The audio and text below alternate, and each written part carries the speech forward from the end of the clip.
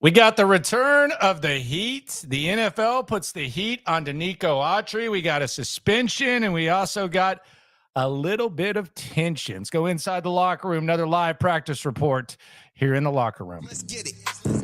Hey, locker room. Yeah, we in the locker room. Texas talk. Yeah, you know what we about to do. Localize every angle's what we really do. We the source. We the pulse of the city too. Landlocked. Got the game in the headlock. Localize every time. Can't stop, won't stop. Yeah, we top two and we not too. All right, we got some breaking news today. Danico Autry, he is going to miss the first 6 games of the NFL season. He's violated the substance abuse policy. And quite frankly, that's kind of connected to where we're going here and what the practice observations were today. It is the locker room, number one source for Texans digital content. So I was walking into practice today. First thing that happens when you go into practice, you go up there, they give you a wristband, they check your name off, and then depending on if you need it or not, you get one of these rosters right here. So kind of looking at the roster, you always want to get the updated one because they have the physically unable to perform guys down here. Mario Williams, who's had a hell of a camp, by the way. He's been really, really good. Mario Williams is listed as a DT. He's no longer listed as a defensive end. And I tweeted this out. A lot of people might not have thought much of it, but now perhaps the reason that is because now we know Danico Autry is going to miss the first 6 days of practice, or six games of the year, I should say. And I find this interesting because I'll be honest with you. And if you've been following along, I've been saying this, like Mario Edwards, he's looked better than Danico Autry. He has. And they sent him to the podium today. I thought it was interesting. We're getting Mario Edwards before we get Danico Autry. I thought that was interesting when I asked the Texans PR who's going to the podium, and they said that it was going to be Noah Brown, Jimmy Ward, and Danico Autry. And we'll hear from Jimmy Ward in a sec. I asked him about the scuffle. He's a trip. Shout out to Jimmy Ward. But now we know. And as we're watching Mario Edwards and we know he's coming to the podium, I'm sitting there with Cody Stutes and other people, and Danico Autry walks by. And I'm like, so he's not practicing? Is this a vet day or what? What's going on? Now we know.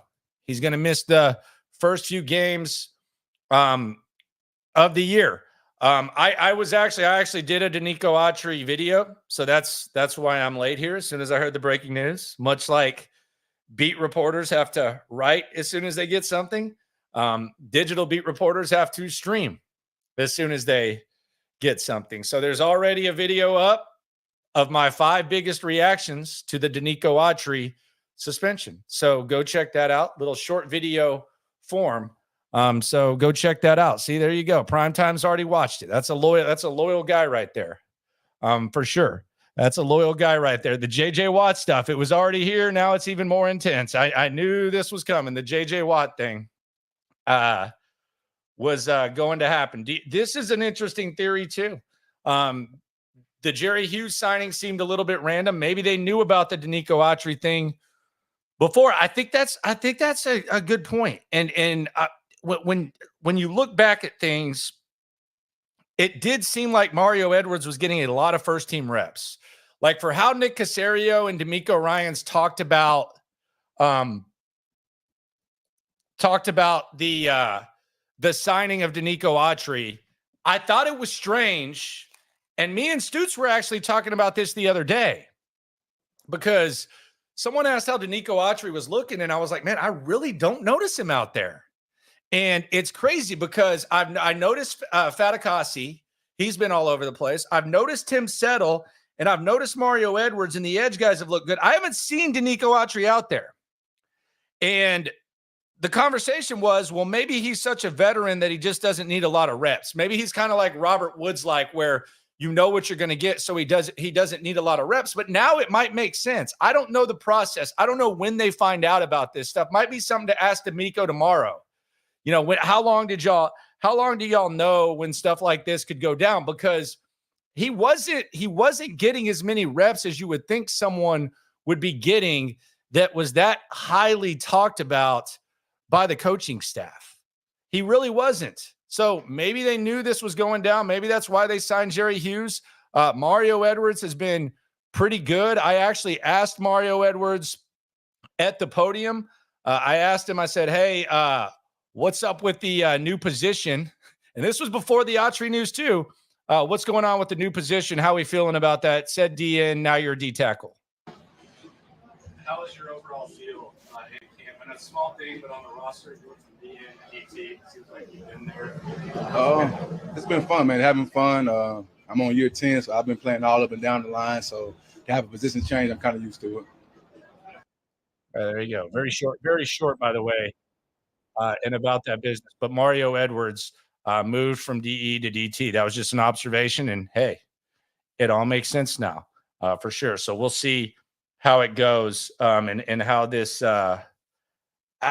shakes up and how Mario Edwards looks and what the rest of the D-line, what does it mean for Kurt Heinisch, a bunch of other guys. It kind of pushes back the competition on the D-line. It'd be interesting. Do they sign someone else? Who knows?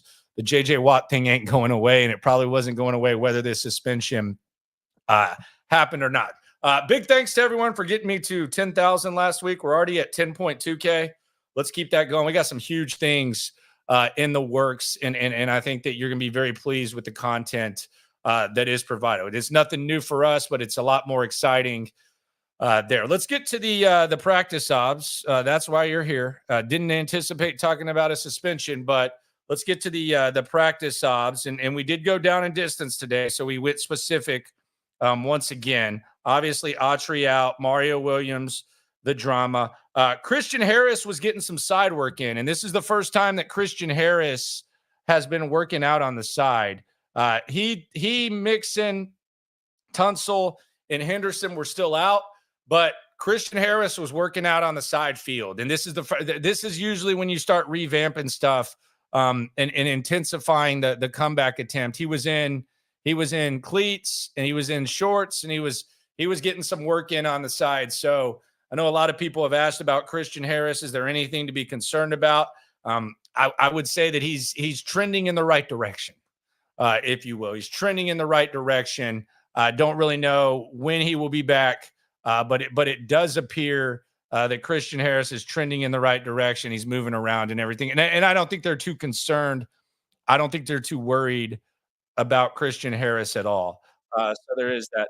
Another observation, man, I didn't think that this was actually going to be a thing where people really had to get there as early as they're having to get at practice. But as I was pulling up today and I was going to the media entrance, look at this line. This line to get in was absolutely insane. We'll get back to the field in a sec, but look at this line. This is going all the way, like we're starting at the end of NRG. We're about to go up to the practice field. I'm keeping my my eyes on the road. Now we're going to stop and turn in. We're going to the practice. See the line still going. Crazy ass people. It was hot today too, by the way. So the rain stuff is done. Still going, still going, still going, still going, still going, still going, still going, still going, still going, still going. Now we're going to the bubble and it's going all the way there. Unbelievable. You used to not even be able to give away game tickets. And now you got that. That absolutely insane. You people are a bunch of sickos. Football fever, very high here. Andrew Beck, he returned to the field, kinda. So the Andrew Beck thing was weird. I don't know if this was planned or not. He was originally in pads and he was a participant in the lines and everything like that. He was a participant in early drills, but then he went back to the side field and worked out where Christian Harris and other guys were working out. So I don't know what the hell's going on with Andrew Beck. I know it's been kind of a little bit of a process to get him on the field, but it was interesting to see him walking out there in pads, and then all of a sudden you look over your shoulder and on the side field where the injured guys work out, he was back there. So I don't know what the hell that means. Do with that information what you will. We'll keep an eye on tomorrow and see what happens. Maybe he tweaked something. Maybe that was just part of the plan. Who knows? But Andrew Beck returned. Kinda. We did have a scary moment, though. Scary moment, but breathe a sigh of relief relatively quickly. Although there's too much familiarity with this feeling, and it's an injury that you cannot afford to have. I'll tell you what happened, or when that happened. It happened in team period 2.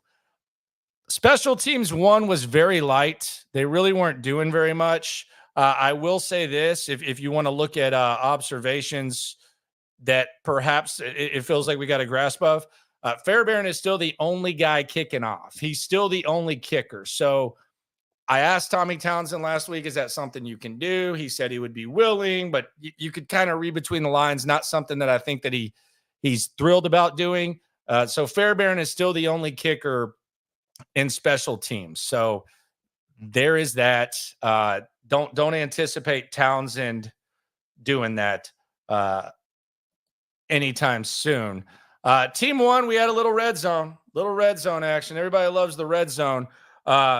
First, you had CJ Stroud with a nice little 4-yard out to Stephon Diggs. Damian Pierce ran to the right. He got nothing. 3rd and 5. Tank Dell drew a flag on the sidelines, and the Texans they didn't necessarily reset and give first down on that. They went to 3rd and goal, and then this was the final play of Stroud's stretch there.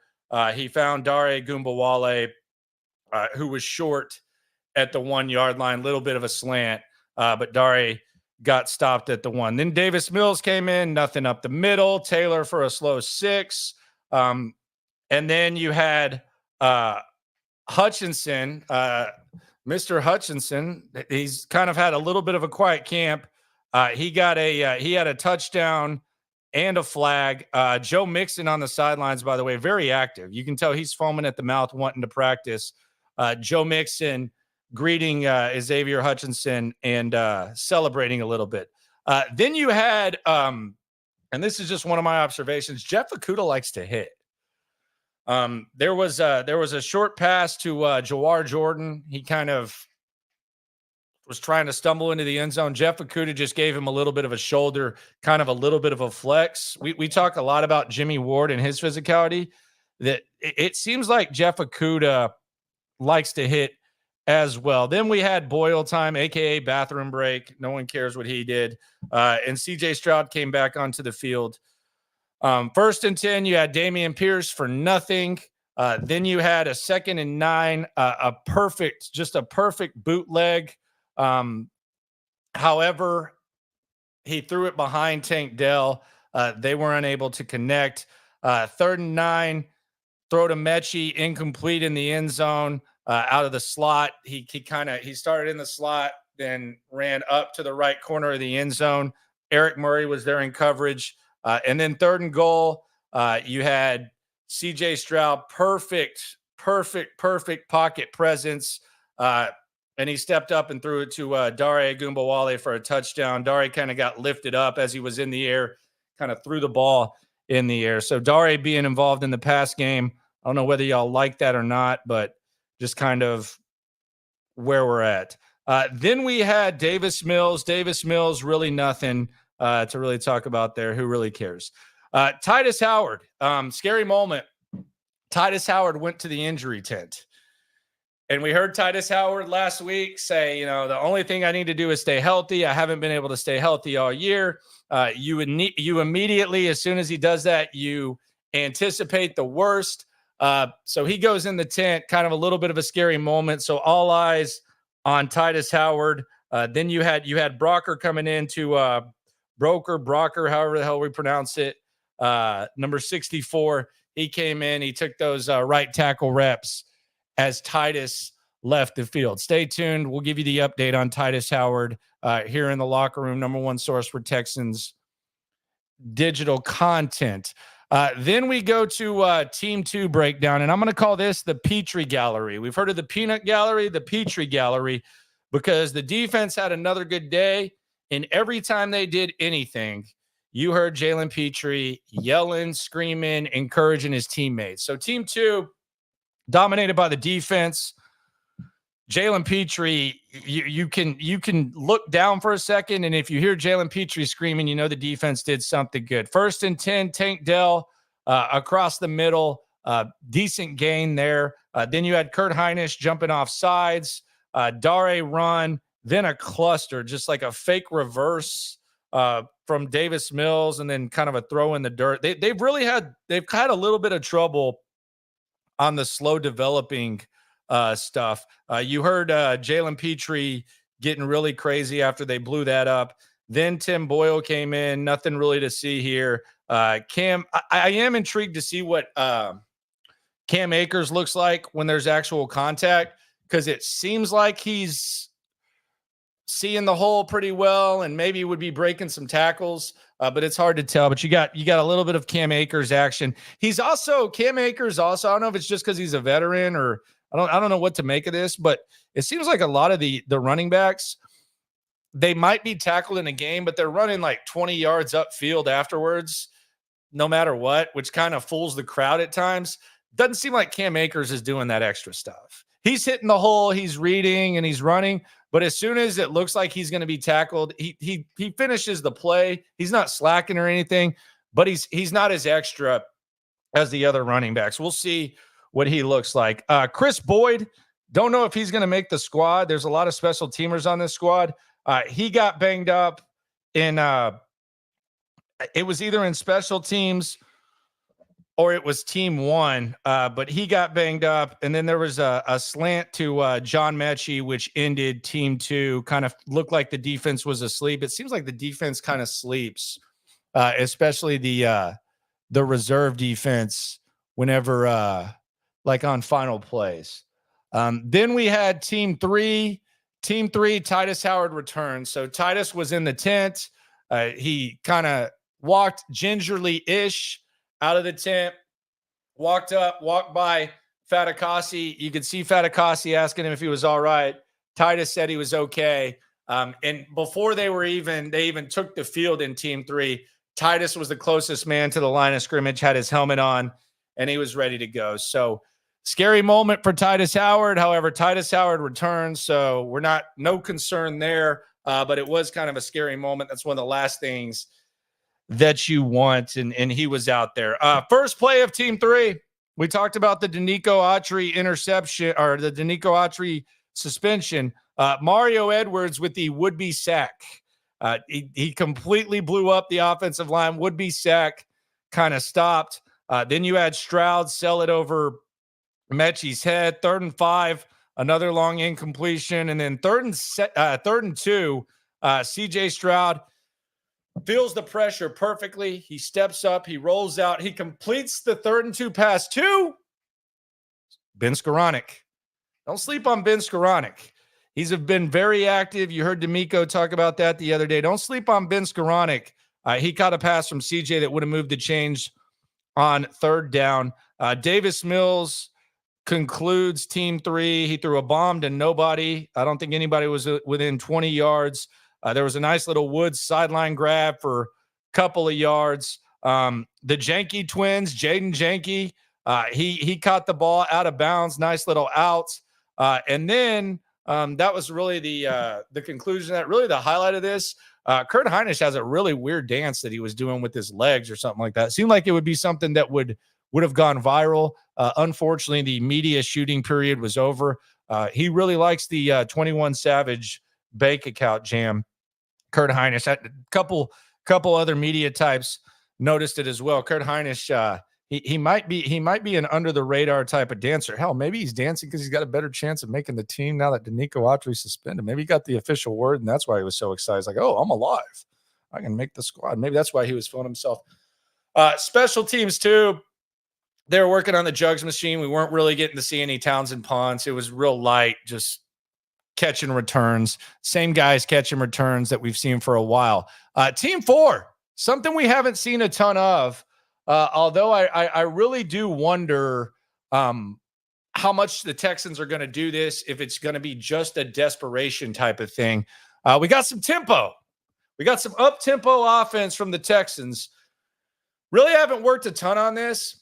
We've seen a little bit. It's and a lot of times when they do begin the tempo, the tempo kind of dies because you actually got to be moving the ball to continue the tempo. Offense hasn't been as good in camp, but you did see some tempo. 1st and 10, there was an incompletion. 2nd and 10, through a sliding catch to Brevin to the right for 5.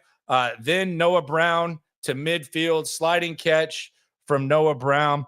1st and 10, Jordan slant to the 25. And then they huddled up after that one. So all of that was no huddle. So you had the no huddle, the incompletion, obviously they huddled, but the 2nd and 10 Brevin slide, and then the Noah sliding catch to midfield, and then the Jordan slant to the 25. That was all no huddle. They huddled on 1st and 10. Then there was an incomplete rollout to Noah Brown. Then a rollout to nobody, thrown away to the far side, and then Davis Mills came on the field, and that was really the end for Stroud. Then you had Davis Mills come in. He threw a dime to Stover, absolute dime, just on the right side. Cade Stover, a little catch kind of behind him, across the middle for Xavier Hutchinson. By the way, his best practice by far. He had the touchdown earlier. 3rd and 3, just a perfect toss to Sims, perfect out. Davis Mills looked pretty sharp today. Then another Stover out, but then you guys know the rules. When Davis Mills makes a few plays, you know what happens shortly after. Interception, which is what happened. MJ Stewart, the special teams ace, with the interception of Mills. That would be the final pass that he threw.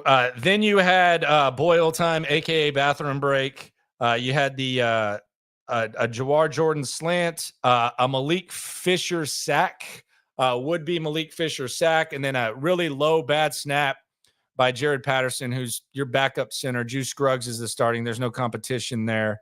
Then you had Tegan Quintariano. He dropped a pass. He actually had a pretty rough-ish day, at least catching the ball. Like even in drills against air, it seemed like he was kind of struggling catching the rock. Malik Fisher, perhaps another sack. He had a good day. Then you had a dump off to Brooks, an out for nothing, an incomplete in the end zone, a PBU by Troy Pride. And then they practiced the field goal hurry up. So they had, they set it like the 45 or something, ran a slant, and then rushed the field goal team on there. Kyami Fairbairn nailed it. And that was the end of practice. The horn sounded. So here is something that I really, really think is interesting. And look, I know that this is a sin around here. I know that shout out to all the folks that are here from the H. I know that's most of you.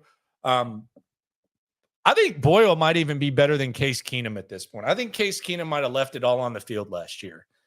And there was an interesting observation when it came to Case Keenum. And you guys know what my theory has been with Case Keenum.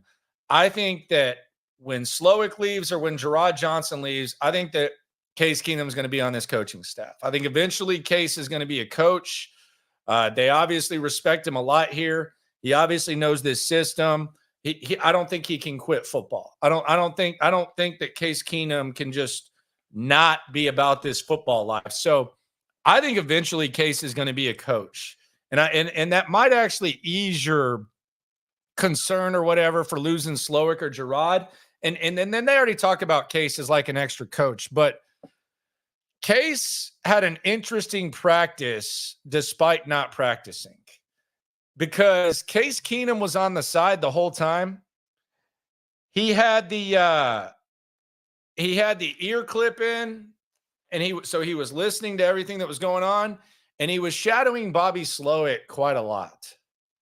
So I would say Case Keenum wasn't practicing, but then I would ask the question, was he? Was Case Keenum actually practicing, or was he not practicing? I think it's a fair question.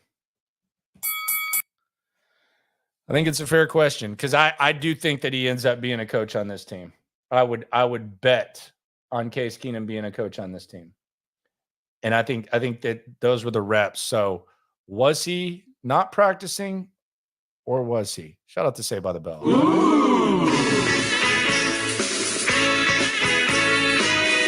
So those are really your practice observations. Obviously, kind of a weird feel when Mario Edwards is going to the podium and they've changed his position.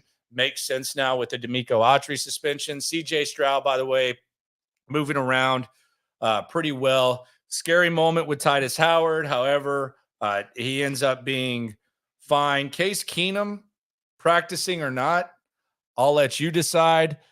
And other than that, just kind of the defense continues to dominate practice, although there's been fewer penalties. The sloppy practice a few days ago, it's been better since. It's still just kind of now it's just kind of the prototypical defense getting the best of the offense. So that's where that was for sure. So there we go. Jimmy Ward after practice, we hadn't talked to him since the scrum. Or the scuffle, fight, whatever the hell you want to call it. I asked Jimmy Ward about it. Jimmy Ward played dumb, but he went Jimmy Ward too. Gotta love this guy. Going great. I haven't talked to you since the dust up the other day. What, from your perspective, what did you see? Sorry, the other day. The scuffle, fight, whatever you want to call it, a few days ago. I'm trying to remember which one, but Diggs across the middle and then Schultz and Stingley. it was just misunderstanding. It wasn't nothing. We let it go, but it's just iron sharpen iron, and guys trying to get better each day. You love when the pads come on, don't you? Yeah, it's real football. Situation football. So that's you practice how you play. I'm a big believer in that. All right, thanks, Jimmy. Appreciate you, my man. I love that guy, to be honest with you. But yeah, that he's playing dumb, but he knows what's up. Shout out to Jimmy Ward. It'll be really interesting to see who plays this week. Will Kunkel asked if CJ was going to play. D'Amico said we'll see. I would strongly doubt that he does. I got to think Mario Edwards gets starter treatment now as well. You wondered, like, if Autry was as good as they talked about him and as good as they said he was, would we see Mario Edwards out there trying to earn a squad? Mario Edwards is starting DT right now, in my opinion. So I think he's going to get the starter treatment now. And then the Kurt Heinisches, I think Khalil Davis was probably safe. Those guys get pushed up. So that's just another thing to watch when we watch the game, which is going to be 3 days away from now. So we got a game, baby. 5 thoughts on Danico Autry. Be sure to check out that video. Be sure to like this video and subscribe. We always break down practice in depth. We're watching every single play, and we got you covered here. And we got a lot of exciting stuff coming your way. I can 100% assure you that you will not just see me here. There'll be multiple videos throughout the day. You won't just see me here. And I appreciate all y'all for getting me up to 10.2K. Smoke one for me, Herman.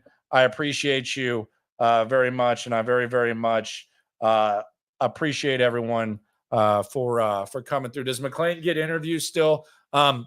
He's there. He's kind of just chilling. I think McClain's got something working. I'm actually going to record with McClain probably before the Pittsburgh game. So you're going to get some uncensored John McClain with myself and the general, and we will we'll mix it up a little bit. That's how we do. So we'll figure that out. Appreciate everyone for coming through. Be sure to subscribe, like, right along. 10.2K, baby. Let's keep it going. Practice tomorrow, off day, then a game. Best post-game show in town right here. We're going to get 1,000-ish deep And I appreciate everyone for coming through. Always remember, when it comes to this Texans stuff, whether Titus Howard's hurt, whether he's healthy, whether Case Keenum's coaching, whether he's playing, whether Danico Autry's playing the first 6 games or he's not, whether it's hot, whether it's raining, when it comes to this Texan stuff, we're all in it together. Appreciate y'all very, very much. And we not too plugged in daily digital on YouTube. We got taste for days, opinions to give, we got takeaways. If it's up, then it's up. We number one. You don't need to try your luck.